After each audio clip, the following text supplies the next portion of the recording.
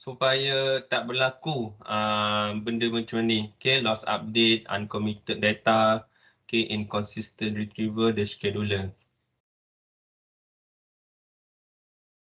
Okay, kita tengok dulu lost update.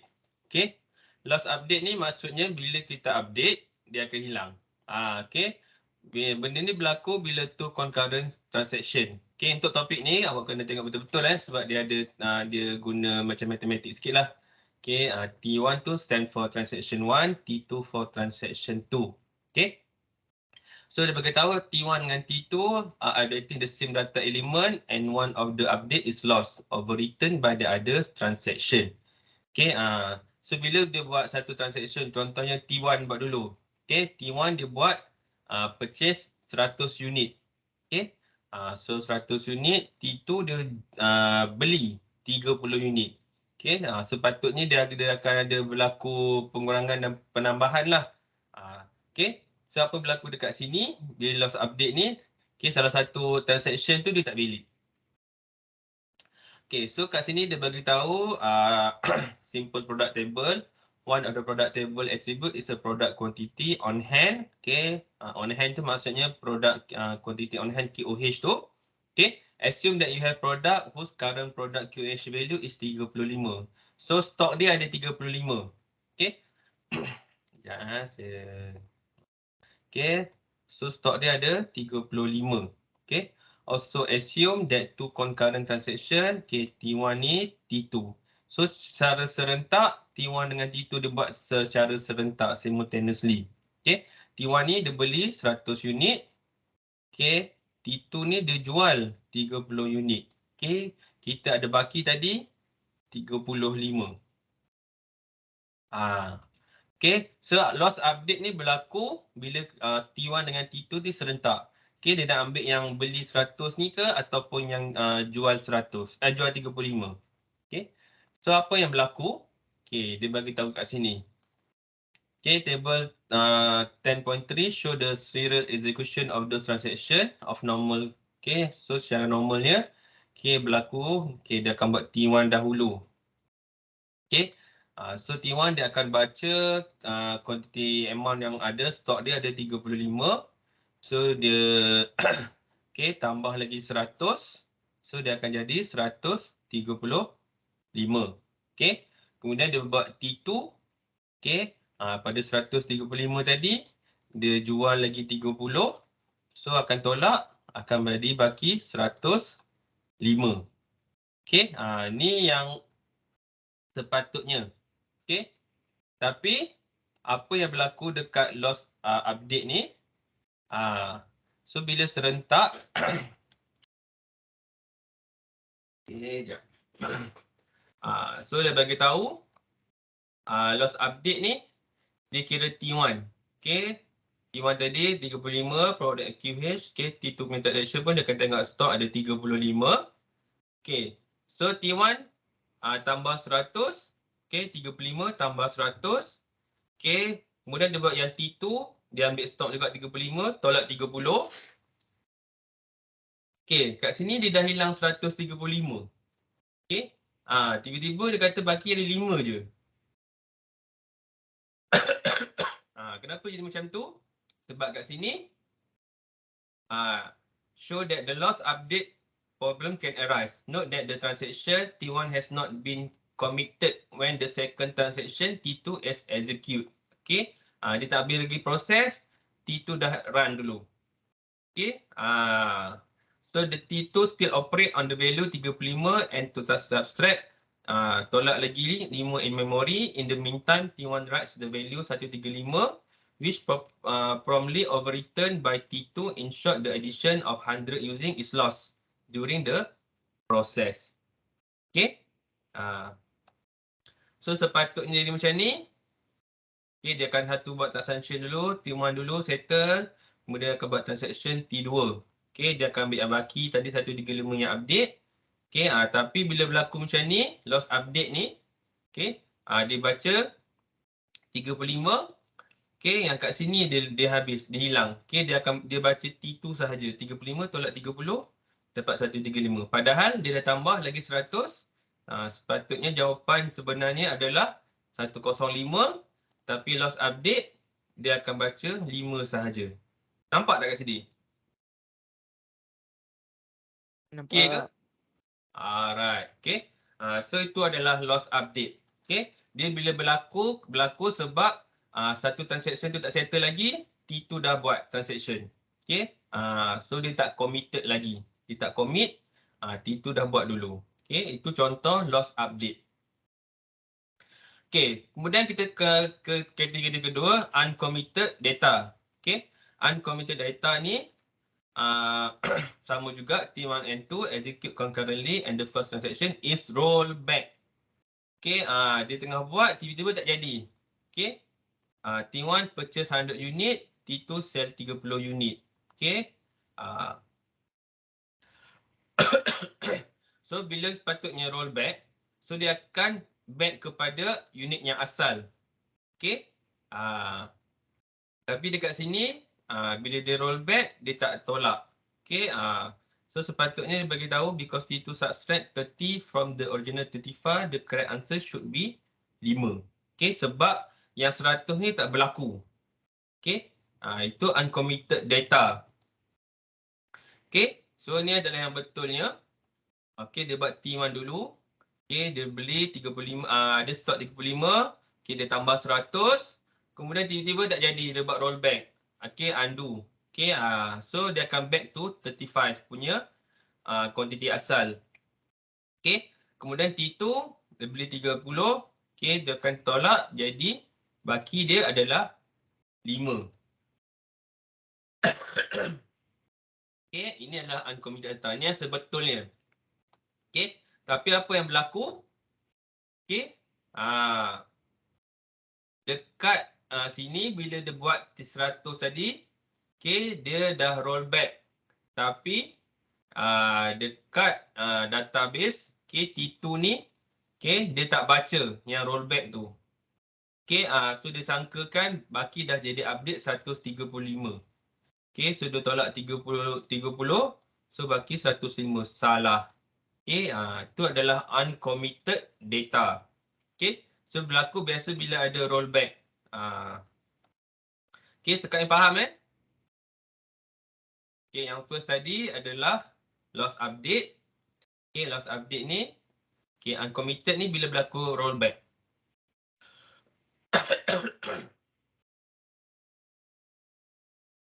Okay, yang ketiga adalah inconsistent retrieval. Okay, bila berlaku transaction access data before and after another transaction finish working with such data. For example, inconsistent retrieval would occur if transaction T1 calculate same summary function over a set of data while another transaction T2 was updating the same data. Okay, the problem is that the transaction might read some data before they are changed and the other data after they are changed. Okay, thereby yielding inconsistent result. So, bagi tahu sini satu situasi, T1 calculate the total quantity on hand of the product stored in the product table. Okay, at the same time, T2 update the quantity on product, okay, for 2 of the product table product. Okay. So T1 dibuat satu transaction, okay, sum product KOH, okay, from product, okay, pada masa yang sama T2 ditambah 10. Okay, kemudian ditolak pula 10. Kemudian dia commit. Okay, so ini adalah dia punya situasi pula. Okay, so dekat T1 tadi, okay, dia bagi, okay, baki dua-dua ada 8. Okay, kemudian berlaku total transaction 32. Okay, kemudian ada 15. Okay, 15 ni tambah 10 akan jadi 25. Okay, kemudian dia baca baki 23 tolak 10 jadi 13. Okay, apa yang berlaku sebenarnya ni? Data anti correction kejap Okay, the user add 10 unit product. Okay, produk yang dekat sini 15QQ10 ditambah 10. Okay, QW1 ni baki ada 33 ditambah 10. Okay, so total 292. Alright. Okay, apa yang berlaku kat sini? Okay, the final result show are correct after the adjustment. Okay, demonstrate.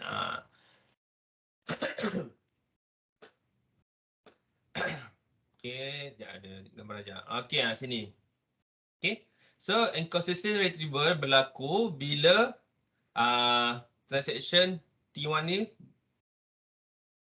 Okay, ni yang salah. Okay, so T1 dia akan baca apa tu produk kod ni ada 8. Okay, produk yang ni ada 32. So 8 tambah jadi 40. Okay, kemudian T2 pun dia buat satu transaction juga. Okay, value 15. Okay, kemudian tambah 10. Okay, kemudian dia baca produk yang kedua, QQ10 25. Okay. Kemudian pada masa yang sama, T1 pun dia baca produk ni. Okay, QQ2 tu 25. Okay, tadi nak 40 tambah 15 jadi 55. Mana datang 65 ni? Okey. So 40 tambah dengan 25 akan jadi 65. Okey. So T1 ni pun dia akan baca Q1. Q1 ni yang mana? Okey, bagi jadi 23. Okey, 28. 23 ni tolak 10 bagi 13. So T1 ni baca 96. Lepas tu 2. Sekejap So the compute answer is 102. I believe it's wrong because you know from table 10.9 the correct answer is 92. Okay, so unless the DBMS exercise concurrency control, multi-user the environment can create havoc within the information system. Okay, so sepatutnya jawapan dia adalah 92 tapi dia dah terbaca 102. Okay, kat mana yang salah? Okay, sini 40 tambah 25 jadi 65. Okay, so sepatutnya 65. Mana kalkulator?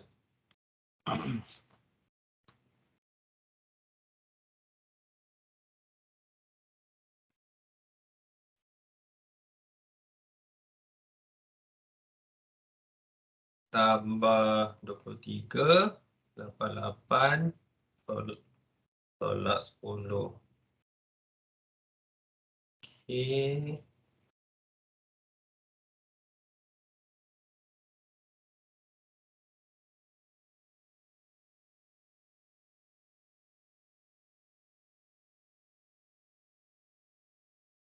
Sekejap 40 tambah 15 tambah 10, 65. Kemudian baca yang 23. 3 tu tolak 10.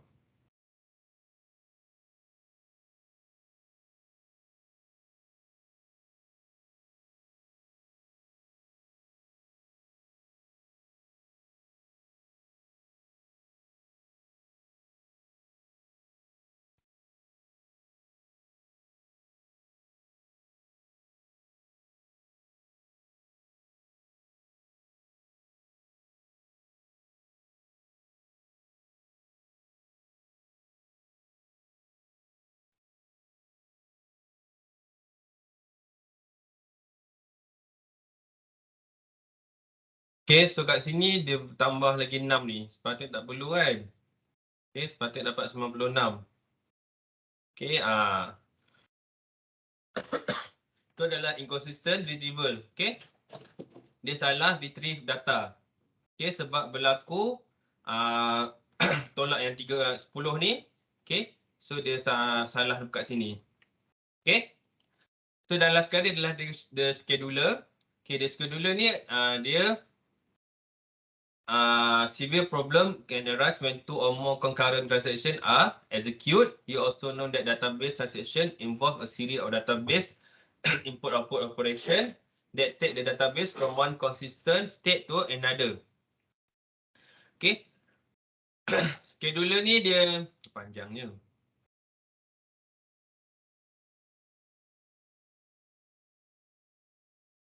Okay, scheduler ni dia ada satu formula. Okay. So awak kena ingat lah. Okay. Scheduler ni maksudnya bila berlaku transaction T1 dengan T2. Okay. So bila dua-dua baca, tak akan berlaku konflik. No conflict. Okay. Dua-dua read sahaja tak akan berlaku konflik sebab dia read sahaja. Okay. Tapi bila transaction 1 read, transaction 2 dia write, mungkin ditambah data, akan berlaku konflik. Okay. Transaction 1 read, write. Okay. Transaction 2 read, dia akan berlaku konflik. Okay. Kalau dua-dua write, lagi teruk, dia akan berlaku konflik. Okay. Itu adalah scheduler. So several methods have been proposed to schedule the execution of controlling operation in concurrent transaction. Okay, those method.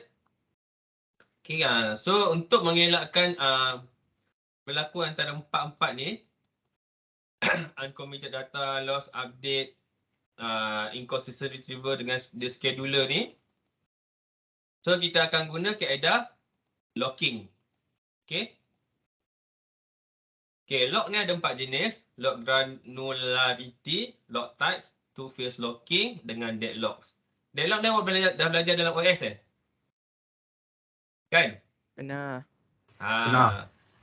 Benar. Okay, so deadlock saya tak akan sentuh sebab sama je. So kita tengok lock granularity.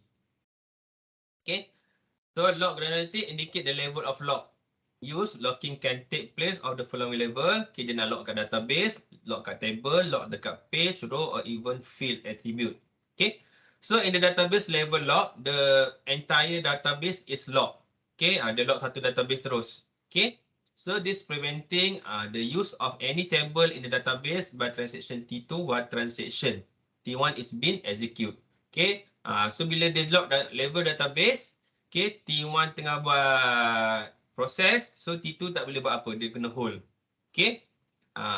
So this level of locking is good for batch processing. Okay, but is unsuitable for multi-user database. Okay, batch ni contohnya macam dulu sebelum saya dah ajar kan, macam check punya proses, okay, apa tu, atau awak punya pendaftaran pelajar tu kan. So awak back in duit, hari ni 24 jam baru dia proses sebab dia guna batch process. Okay. So masa tu tak boleh buat apa-apa transaction sebab T1 tengah execute. Okay. T2 tak boleh buat apa. Okay. Itu adalah database level lock.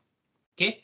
So you can imagine how slow the data access would be if thousands of transactions had to wait for the previous transaction to be complete before the next one could reserve the database, the entire database. Okay, tu kelemahan dia sebab dia akan slow. Okay, dia akan tunggu T1 habis, baru T2 boleh buat transaction. Okay, itu dalam level database. Okay, so dia bagi gambar ajar. Okay, so dia akan buat T1 dulu, settle, so T2 akan wait. Okay, dah habis, baru dia unlock. Okay, so masa dia unlock ni, T1 tak boleh buat transaction sebab T2 tengah buat transaction. Okay, itu database level locking. Okay, table lock.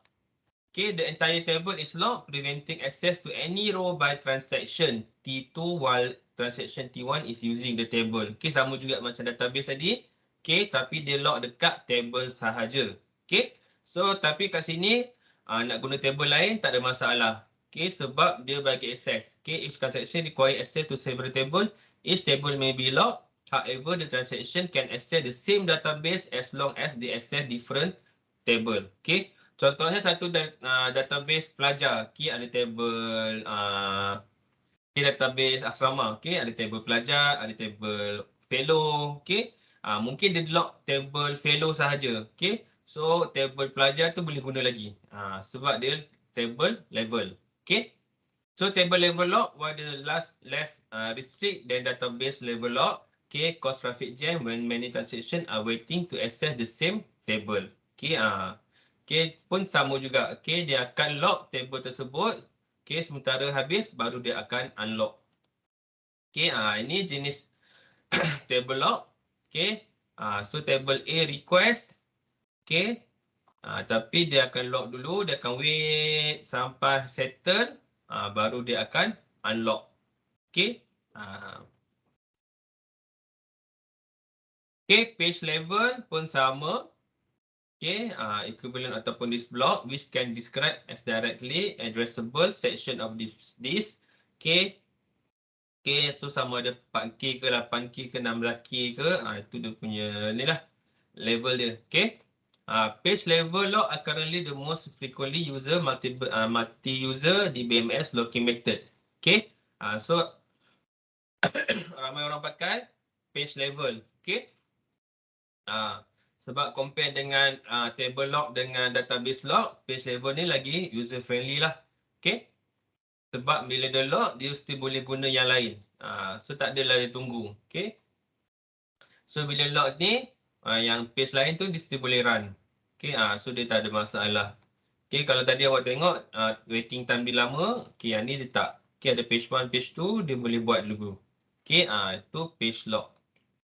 Okay, row level is much less restrictive than the locks discussed earlier. Okay, so dia benarkan concurrent transaction to access different row on the same table even the row are located at the same page.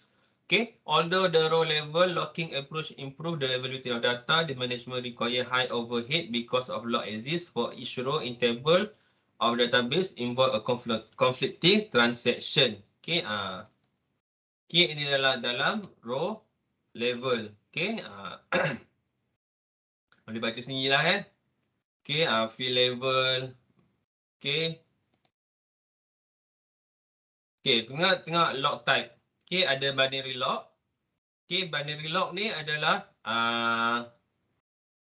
apa tu?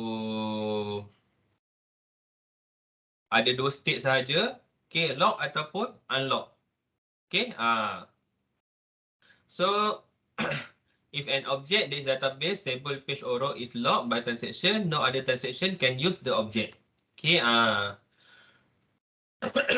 so if the object is unlocked, any transaction can lock the object for its use. Okay, every database operation require that the affected object be locked. As a rule, the transaction must unlock the object after it's terminate.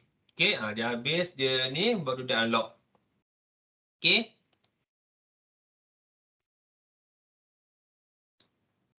Ni awak boleh baca tak? Saya suka tekak lah pula. Okay, ni share exclusive lock.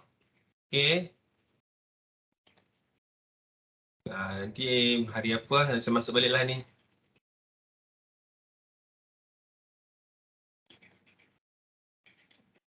Okay, ni deadlock. So, awak dah pernah belajar.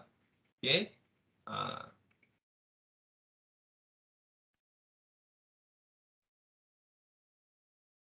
Okay, so last kali saya tunjuk database recovery management. Okay, so dalam database, kadang-kadang data hilang, okay, ada berlaku hardware failure, okay, berlaku kebakaran. So benda-benda macam ni kita kena ada preparation. Okay, so database recovery restore a database from a given state, okay, to a previously consistent state. Okay, so recovery technique are based on the atomic transaction property or property the transaction must be treated as single logical unit of work which operation are applied and completed to produce a consistent database. Okay. So apa tu recovery ni ada banyak jenis. Okay, so kita tengok dulu. Okay. Okay, so bagi tahu kenapa critical event can cause database to non-operation. Okay, hardware failure. Okay, failure start hard disk failure, bad capacitor on the motherboard, okay, failing memory bank, okay, other cause.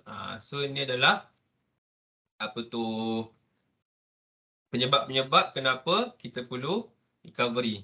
Okay, human cause incident. Okay, sebab tu bila awak praktikal nanti, biasa jaranglah okay, intern dia akan bagi pegang database. Okay, sebab takut menjadi macam ni lah.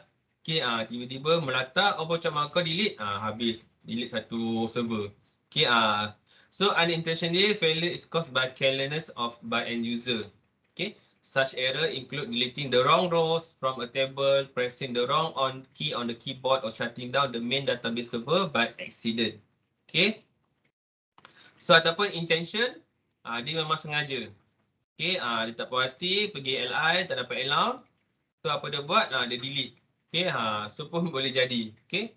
So under this category, security threats caused by hacker trying to gain unauthorized access. Kena hack ke pun boleh. Okay. Okay, dan last sekali adalah natural disaster. Okay, contohnya berlaku kebakaran, earthquake, okay, gempa bumi, banjir, power failure. Okay. Sebab tu kalau awak tengok dekat hospital-hospital, okay, power failure ni sebab semua hospital sekarang memang dah ada generator backup. Okay, bayangkan tengok operate tiba-tiba blackout. Tak meninggal orang tu kan. So power failure ni penting. Okay. Kalau awak ada ke backup apa-apa kat rumah, kalau berlaku blackout, lilin je. Okay, sekarang power bank pun dah ada kan. Power bank yang kuasa besar tu. Okay. Sebab tu kalau biasa kan ada UPS, okay, uninterruptible power supply. So bila berlaku apa tu blackout, so still ada UPS tu untuk cover sikit lah. Okay. Okay, so transaction recovery. Okay, so bila dah hilang data tu, kita kena recover dia.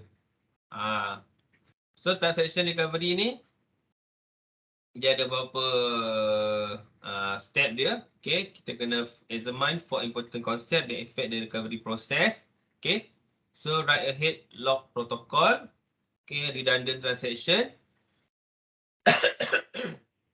Okay, topik ni makin banyak baca sikit.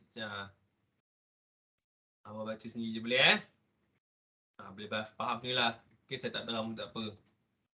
Okay.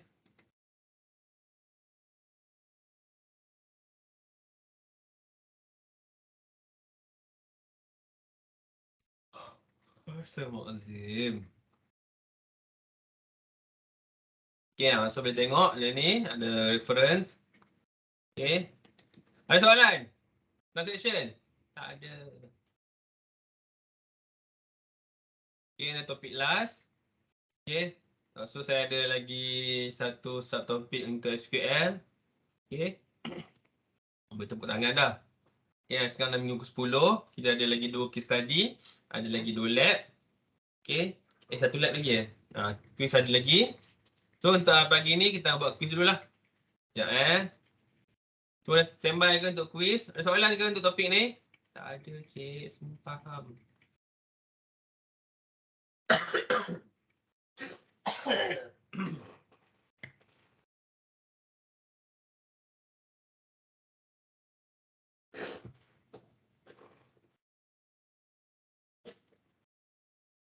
So quiz kita 20 minit.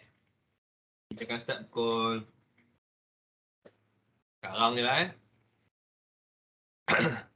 Sekejap mana quiz?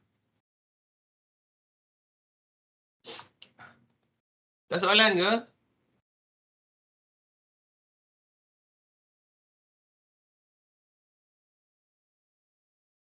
Tiada tuan. Datang pagi ni Kejap pukul 12.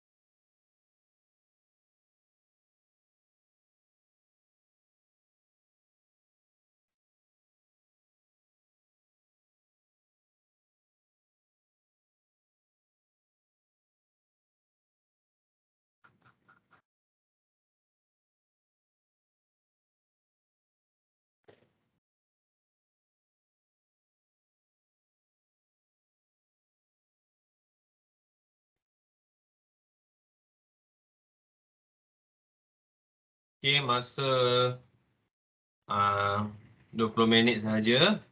So boleh start jawab quiz dekat MS Team. Okay, good luck. Boleh hang up lah.